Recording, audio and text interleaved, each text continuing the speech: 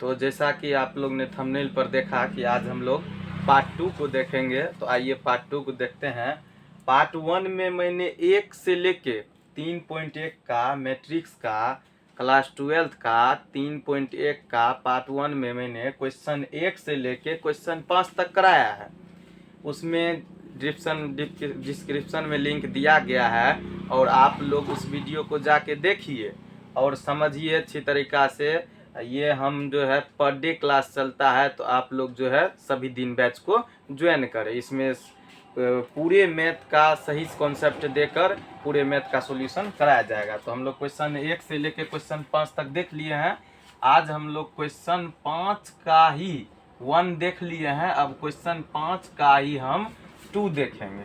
तो क्वेश्चन 1 में था जो 3/4 आव्यूह की रचना कीजिए, और क्वेश्चन 2 में भी वही है जो 3/4 आव्यूह की रचना कीजिए। 3/4 आव्यूह की रचना कीजिए, जिसमें आप लोग को कंडीशन दिया गया है। कंडीशन दिया गया है 2 नंबर का। पहला कंडीशन पर मैंने रचना कर दिया है, पार्ट 1 में वो है बनाया गया है।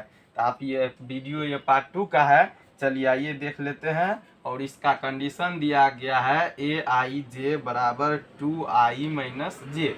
ये अवयव के लिए कंडीशन दिया गया। अवयव मतलब अंदर वाला जो होता है उसके लिए कंडीशन दिया गया। तो 3/4 की एक आव्यूह की रचना करना है, तो एक हम आव्यूह की रचना कर लेते हैं।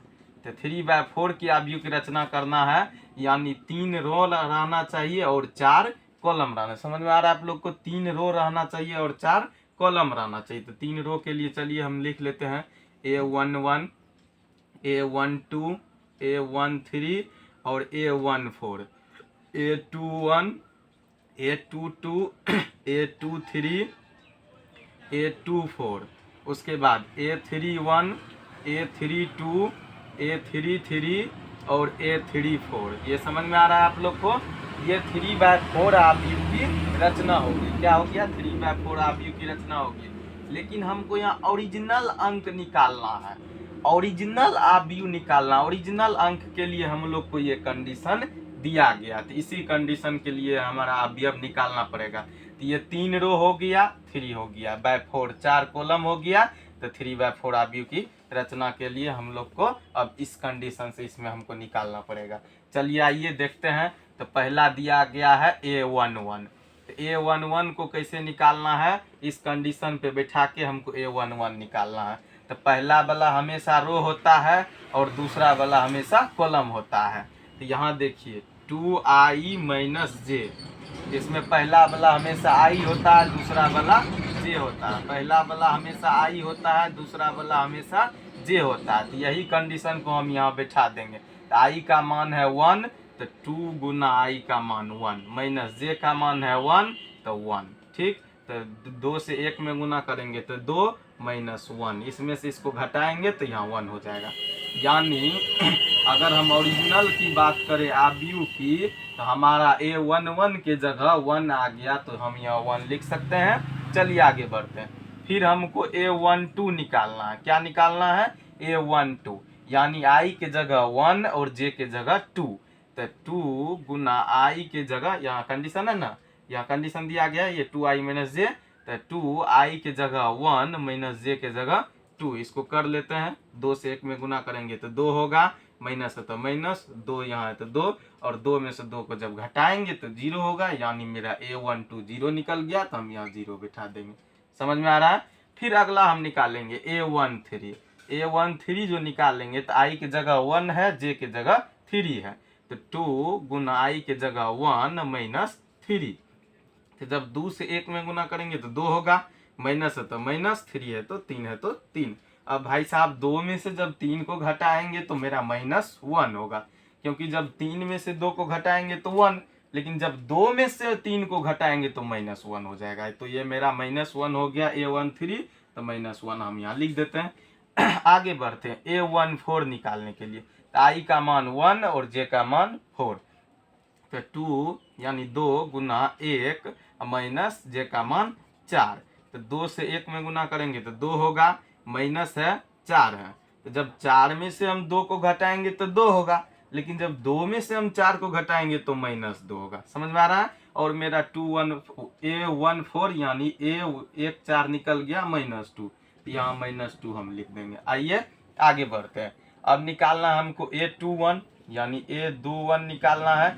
आई के जगह अब आ गया 2 और जे के जगह आ गया 1, तो बैठा देते हैं। 2 गुना आई के जगह 2 माइनस जे के जगह 1, तो चलिए इसको गुना करते हैं। 2 गुना 2 हो जाएगा मेरा 4 माइनस 1 है तो 1, 4 में से गया 3, यानी मेरा A21 निकल गया 3, तो A21 यहाँ 3 हम बैठा देंगे। फिर आइए आगे बढ़ते हैं। अब हमको A22 निकालना है। क्या निकालना है? A22 यानी आई के जगह 2 और जे के भी जगह 2, तो चलिए बैठा देते हैं। 2 गुना आई के जगह 2 और माइनस जे के जगह भी 2, तो जब इसको हम गुना करेंगे 2 गुना 2 तो 4 होगा। ये माइनस है तो माइनस, ये 2 है तो 2, अब 4 में से 2 गया तो हमारा 2 हो जाएगा। हम यहाँ 2 बैठा देंगे। आप लोग को यहाँ तक समझ में आया? अगर समझ में आ गया तो हम इसको एक बार मिटा देते हैं। अगर नहीं भी मिटाएंगे तो चलिए आगे, इधर थोड़ा सा जगह है, इसी में हम इसका सॉल्यूशन करते। ए हमारा 2 2 निकल गया। अब हमको A23 यानी A23 निकालना है। चलिए ध्यानपूर्वक देखिए और अच्छी तरीका से समझ में आएगा सभी वीडियो में। A23 निकालना यानी आई के जगह 2 और जे के जगह 3, तो यहाँ कंडीशन 2i माइनस जे है तो 2 गुना आई के जगह 2 और माइनस जे के जगह 3। तो चलिए देख लेते हैं। जब 2 से 2 में गुना करेंगे तो हमारा हो जाएगा 4, माइनस है तो -3, 4 में से 3 गया हमारा हो जाएगा 1, तो हम यहाँ 1 लिख देंगे। अब हमको A24 निकालना है। क्या निकालना है? A24 निकालना है। तो चलिए देख लेते हैं। आई की जगह 2 यानी कंडीशन ये है 2i, तो 2 गुना आई की जगह 2 और माइनस जे की जगह 4। चलिए देख लेते हैं। जब 2 से 2 में गुना करेंगे तो 4, ये -4 है। जब 4 में से 4 को घटाएंगे तो हमारा 0 आएगा, तो यहाँ 0 यहाँ तक निकल गया। अब हमको A31 निकालना है, तो A31 निकाल लेते हैं। यानी आई की जगह 3 और जे की जगह 1, कंडीशन ये है, इसको बैठा देंगे। 2 गुना आई की जगह 3 माइनस जे की जगह 1। जब 2 से 3 में गुना करेंगे तो 6 -1, 6 में से 1 को घटाएंगे तो हमारा हो जाएगा 5, तो हम यहाँ 5 बैठा देंगे। आइए A32 निकालते हैं। A32 हम निकालते हैं, तो यानी आई की जगह 3 और जे की जगह 2, तो हो जाएगा मेरा 2 गुना आई की जगह 3 माइनस 2, यानी जब 2 से हम 3 में गुना करेंगे तो 6 माइनस 2, और जब 6 में से 2 को घटाएंगे तो मेरा हो जाएगा 4, यहाँ 4 बैठा देंगे। और मेरा 2 गो बच गया है। चलिए 2 के लिए हम इधर निकाल लेते हैं। इधर ध्यान दे रहे हैं आप लोग, एक बार समझ रहे हैं, इस चीज को बढ़िया से समझ गए हैं। इसको हम मिटाते नहीं है, बल्कि हमको ये और 2 कंडीशन बच गया है। A32 निकाल लिए हैं, अब A33 निकालना है। तो चलिए इधर हम निकाल लेते हैं। A33 निकालना है। आई की जगह 3 और जे की जगह भी 3, यानी 2 गुना 3 और माइनस 3। जब 2 से 3 में गुना करेंगे तो हो जाएगा 6 माइनस यहाँ 3। जब 6 में से 3 को घटाएंगे तो हमारा हो जाएगा 3, तो हम यहाँ बैठा देंगे 3। अब मेरा A34 निकालना है, यानी A34 निकालना है। तो हम यहाँ जो है 2 गुना 3 माइनस 4, जब 2 में से 3 को गुना करेंगे तो 6 माइनस 4, और जब 6 में से 4 को घटाएंगे तो मेरा आ जाएगा 2, यहाँ हम 2 बैठा देंगे। और ये मेरा बन गया 3/4 का आव्यूह का रचना हो गया। ये मेरा आंसर हो गया। आप लोग को बहुत अच्छे तरीका से समझ में आया होगा। चलिए हम इसको एक बार पुनः समझा देते हैं। हमारा क्वेश्चन है कि एक 3/4 आव्यूह की रचना कीजिए जिसमें जो है अवयव के लिए एक कंडीशन दिया गया। पहला कंडीशन पे हमने बता दिया है, पिछले वीडियो में डिस्क्रिप्शन वीडियो का लिंक दिया गया, आप लोग उसको भी देख ले। और दूसरा कंडीशन के लिए पार्ट 2 में हम लोग बता रहे हैं। तो चलिए देखते हैं। ये कंडीशन दिया गया तो 3/4 आव्यूह की हमने रचना कर लिया। जो नामकरण होता है, नामकरण हमने कॉन्सेप्ट वाले वीडियो में बताया है, वो भी दिया गया। आप लोग कॉन्सेप्ट का वीडियो भी देख सकते हैं, पहला वीडियो है कॉन्सेप्ट का। चलिए देखिए, ये नामकरण हमने कर लिया है। A11 यानी पहला रो पहला कॉलम, सही बात है, ये पहला रो है पहला कॉलम है। A12 यानी पहला रो दूसरा कॉलम, सही बात है, पहला रो है दूसरा कॉलम। A13 A14 A21 यानी दूसरा रो पहला कॉलम, सही बात है। A22 A23 A24 ये A31 यानी तीसरा रो पहला कॉलम, ये तीसरा रो दूसरा कॉलम, ये तीसरा रो तीसरा कॉलम, ये तीसरा रो चौथा कॉलम। समझ में आ गया आप लोग को? ये नामकरण मैंने पहले वाले वीडियो में समझा दिया, आगे कॉन्सेप्ट के पहले वीडियो में। ये 3/4 अभी हो गया। ये 3/4 कहने का मतलब हो गया 3 गो रो और 4 गो कॉलम। तो रो ये हो गया, पहला रो, दूसरा रो, तीसरा रो, 3 गो रो और 4 गो कॉलम दिया गया। 3/रो अभी हो गया। इसको हम ऑर्डर भी कहते हैं और नहीं तो कोटी भी कहते हैं। इसको हम क्या कहते हैं? कोटी भी कहते हैं और नहीं तो ऑर्डर भी कहते हैं। इसको 3/4 को समझ में आ गया आप लोग को। अब इस पे हम लोग को कह रहा है निकालने के लिए, तो A11 निकालने के लिए चलिए देख लेते। A11 आई की जगह 1, जे की जगह 1, तो 2i माइनस जे कंडीशन है, तो 2 गुना 1 माइनस 1, यानी 2 गुना 1 2 हुआ, घटाओ 1, जब 2 में से 1 घटाएंगे तो 1। मैंने यहाँ 1 लिख दिया। फिर उसी तरह A12, A13, A14, A21 हमने निकाल लिया है बहुत अच्छी तरीका से, आप लोग को समझ में आ गया है और मैंने यहाँ बैठा दिया है। ये मेरा बन गया आंसर है, ये मेरा बन गया आंसर। चलिए यहाँ तक आप लोग को समझ में आ गया होगा।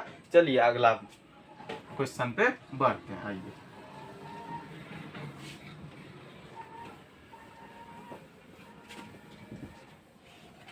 चलिए आगे की क्वेश्चन पे बढ़ते हैं। और आप लोग यदि कॉन्सेप्ट नहीं देखे हैं तो कॉन्सेप्ट जाके पहले वाले वीडियो में देख लीजिए। कॉन्सेप्ट का 2 गो वीडियो है, पहला वीडियो और दूसरा वीडियो। और फिर हम क्वेश्चन जो कराए हैं उसमें भी पहला पार्ट है, ये दूसरा पार्ट क्वेश्चन का चल रहा है। तो 5 तक मेरा क्लियर हो गया। और आइए क्वेश्चन नंबर हम लोग 6 से देखते हैं। क्वेश्चन नंबर 6 में जो है 1 नंबर में कह रहा है, क्वेश्चन नंबर 6 के 1 नंबर का कह रहा है जो x और y और z का मान बताइए। क्या पूछ रहा है?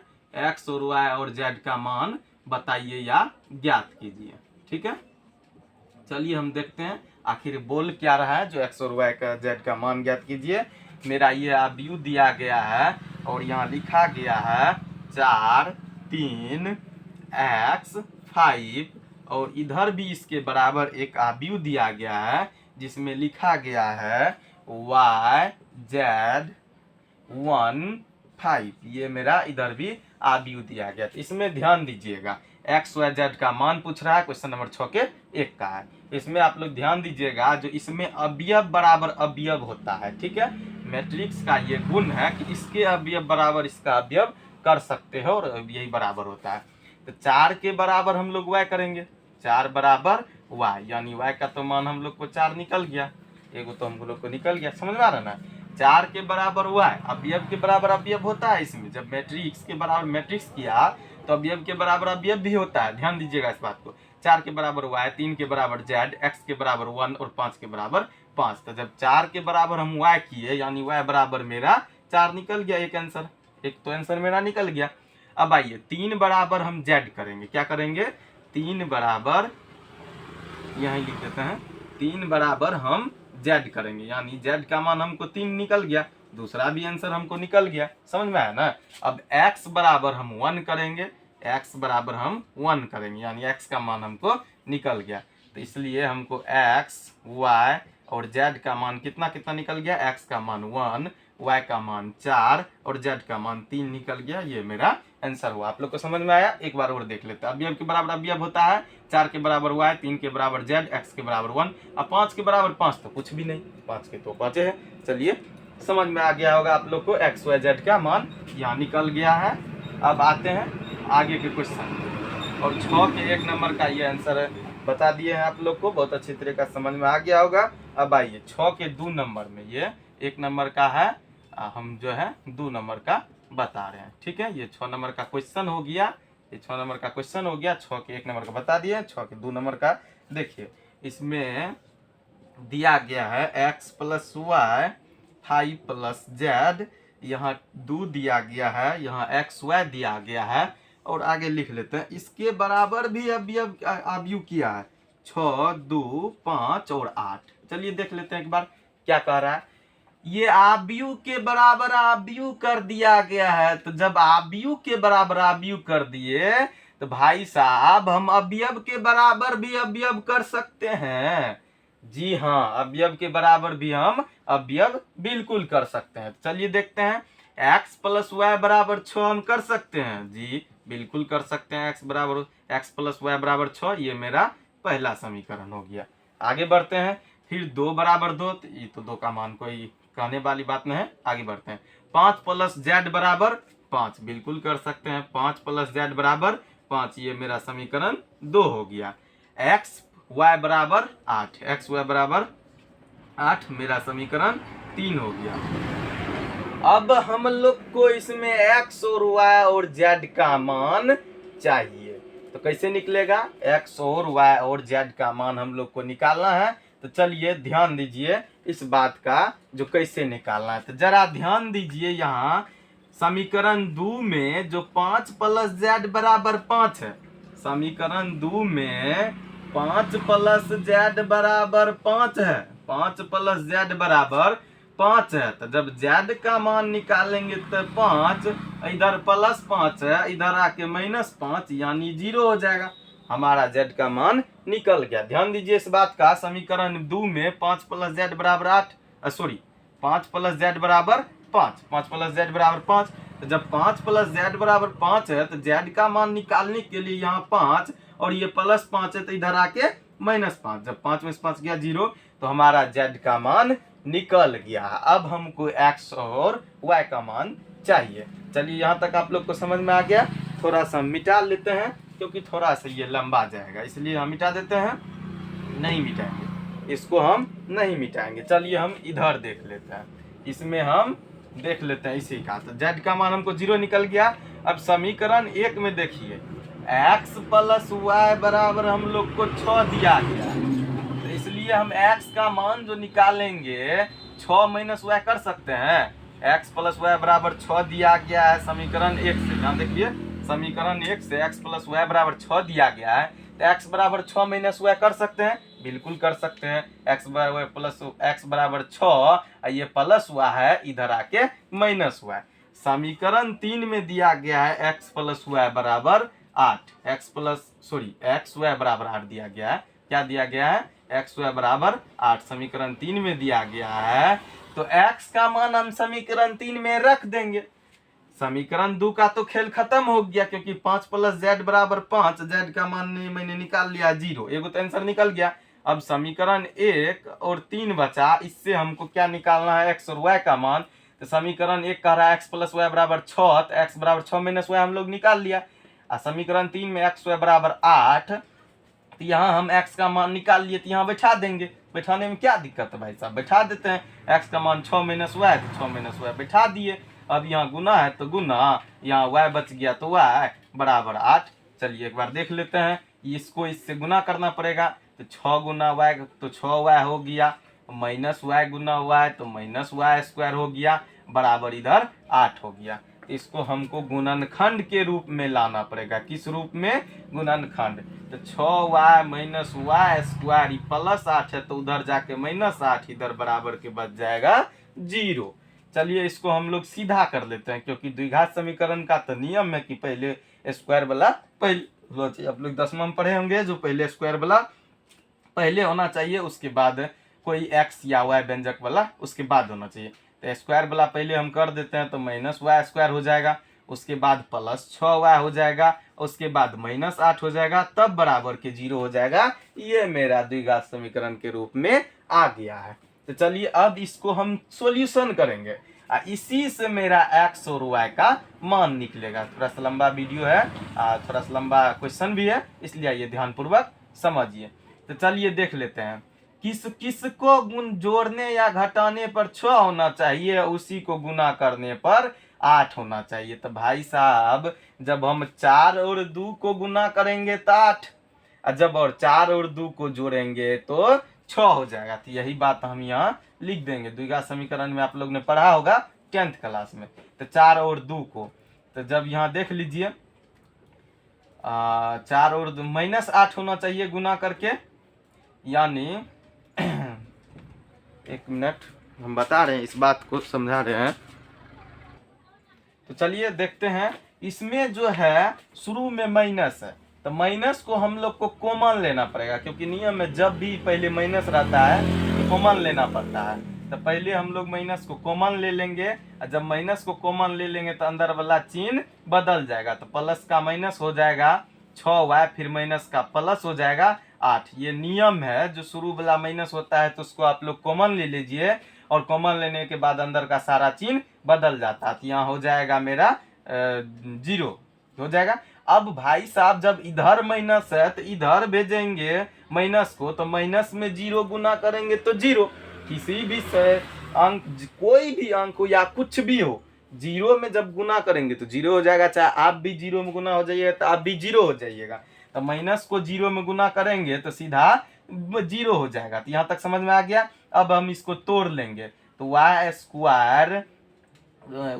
स्क्वायर क्या हो जाएगा, -4 -2, सॉरी यहाँ वाई लगाना पड़ेगा, -4y और -2y, यानी 4 2 6 -6y और माइनस माइनस प्लस 4 दूना 8 हो जाता है। आप लोग समझ में आया। ये 10वीं का 10 क्लास 10th में पढ़ाया गया था। ये गुणनखंड विधि है। इसको तोड़ने के लिए गुना करके लास्ट वाला पूरना चाहिए और जोड़ के बीच वाला पूरना चाहिए। तो देख लीजिए, -4 हुआ -2 हुआ तो -6 हुआ, 4 दूना 8 पुर गया है, बराबर हम लोग 0 कर लेंगे। अब इसमें भी कॉमन लेना पड़ेगा। चलिए आगे देखते हैं। हम इधर वाले को अब मिटा देते हैं। इधर वाले को हम क्या करते हैं, मिटा देते हैं। ये तो आप लोग को समझ में आ गया है। चलिए देखते हैं। अब जो है इसमें ये दोनों में कॉमन लेंगे तो ये दोनों में y है, इसमें भी y है, तो y कॉमन आ जाएगा, अंदर में y बचेगा और माइनस यहाँ y कट गया तो 4 बचेगा। फिर ये दोनों में कॉमन लेना पड़ेगा तो ये दोनों में हमारा 2 कॉमन आ जाएगा। तो माइनस शुरू में है तो -2 कॉमन लेना पड़ेगा। तो -2 जब से 2 कट गया तो बचा मेरा y। यहाँ माइनस से न कॉमन लिए है तो यहाँ माइनस अंदर में हो जाएगा और 2 चौके 8, यानी यहाँ 4 हो जाएगा। समझ में आया, बराबर 0। यहाँ आप लोग को समझ में आया। ये दोनों क्या किए हैं, इस दोनों में कॉमन लिए, तो ये दोनों में y है तो y कॉमन ले लिया तो बचा यहाँ y से y कटा 1 y बचा, माइनस y से y कटा 1 4 बचा। ठीक है, फिर ये दोनों में मैंने क्या किया, -2 कॉमन ले लिया। तो जब -2 से -2 कटा बचा हुआ है और जो है यहाँ +8 है तो 2 से 8 में भाग दिया तो 4, लेकिन -2 कॉमन है इसलिए यहाँ का चिन्ह बदल गया तो माइनस हो गया। तो ये भी नियम भी ये है कि ये दोनों मिल जाना चाहिए तो मिल गया, यानी गुणनखंड सही जा रहा है। तो नियम ये है कि बाहरी वाला दोनों को एक में कर लीजिए, बाहरी वाला दोनों के एक में और दोनों भीतर वाला एक ही रहता है। एक पार्ट को लिख लीजिए, एक पार्ट को लिख लीजिए, बराबर हम लोग 0 कर दिए। 10th का नियम है, आप लोग 10th में पढ़े होंगे। अब एगो को ले लीजिए, जब y -2 बराबर 0 इसलिए y बराबर 2। अब फिर जब y -4 बराबर 0 इसलिए y बराबर 4। तो y का मान 2 गो आ गया, एगो 2 आ गया, एगो 4 आ गया। ठीक है, y का मान क्या गो आया, 2 गो आ गया, एगो 2 आ गया, एगो 4 आ गया। तो एक बार समीकरण 1 में हम लोग क्या करेंगे, आइए जो एक्स्ट्रा चीज़ है उसको हम लोग मिटा देते हैं। इस चीज़ को अब हम लोग मिटा देते हैं, उसमें हम जो है बता रहे हैं। चलिए देखिए, समीकरण है x + y बराबर 6, समीकरण 1।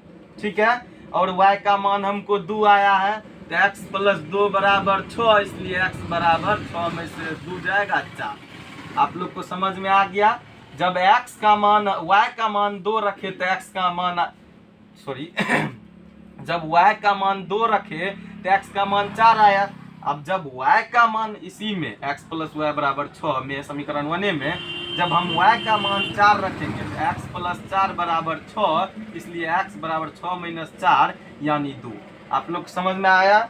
जब y का मान 2 तो x का मान 4, जब y का मान 4 तो x का मान 2 और z का मान पहले ही 0 आ गया था। तो फाइनली मेरा आंसर हो गया x बराबर जब 2 x बराबर 4 तो y बराबर हो जाएगा 2। फिर x बराबर जब 2 तो y बराबर हो जाएगा 4। ये बात हुआ, 2 गो ने निकला 2 गो, और z का मान तो मेरा 0 निकल गया। आप लोग को समझ में आ गया होगा यहाँ तक। चलिए देख लीजिए, अगले क्वेश्चन पे हम लोग बढ़ते हैं। ठीक है, आइए आगे क्वेश्चन पे हम लोग बढ़ते हैं।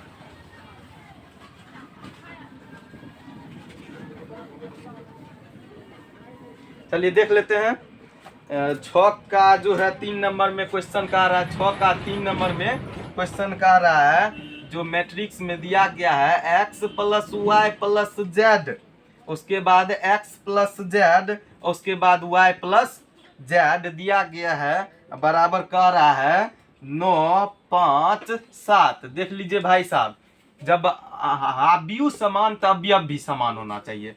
तो x प्लस, यहाँ से देखते हैं, x + y + z बराबर 9, समीकरण 1 हो गया। समीकरण 2 में x प्लस जेड बराबर 5 और y प्लस जेड बराबर 7। ध्यान दीजिए, ये समीकरण 2 हो गया, ये समीकरण 3 हो गया। तो जरा ध्यान दीजिए, यहाँ ध्यान देने वाली बात क्या, समीकरण 1 में देखिए x plus y plus z बराबर 9 दिया है, और यहाँ जो है y प्लस जेड का मान दे दिया है 7। तो समीकरण 1 ही से हम जो निकालेंगे x plus y plus z बराबर 9 और y प्लस जेड का मान 7 दे दिया है, तो यहाँ भाई साहब हमको x का मान नहीं निकल जाएगा, 9 में से 7 गया 2। आप लोग को समझ में आ गया होगा, ये समझ में आया ना। तो x का मान मेरा निकल गया है 2। फिर देखिए हम लोग को समीकरण 1 ही में x plus y plus z बराबर 9, तो x प्लस जेड का मान 5 दे दिया गया, यानी x प्लस जेड का मान हमको 5 दे दिया गया। तो बचा y x प्लस जेड का मान 5 दे दिया, इधर 9, तो y बराबर निकल गया ना 9 में से, यानी 9 प्लस 5 है, इधर माइनस 5, तो 9 में से 5 गया 4। तो x का मान हम लोग को 2 निकल गया, y का मान 4 निकल गया है। तो इस समीकरण 1 ही में x plus y plus z बराबर 9, x का मान 2, y का मान 4 प्लस z बराबर 9, यानी 2 और 4 को जोड़ेंगे तो 6 प्लस z बराबर 9। तो ये z बराबर 9 में से 6 को घटा देगा, प्लस 6 इधर आएगा तो माइनस 6, और 9 में से 6 गया 3। मेरा आंसर निकल गया, x का मान ये, y का मान ये और z का मान ये।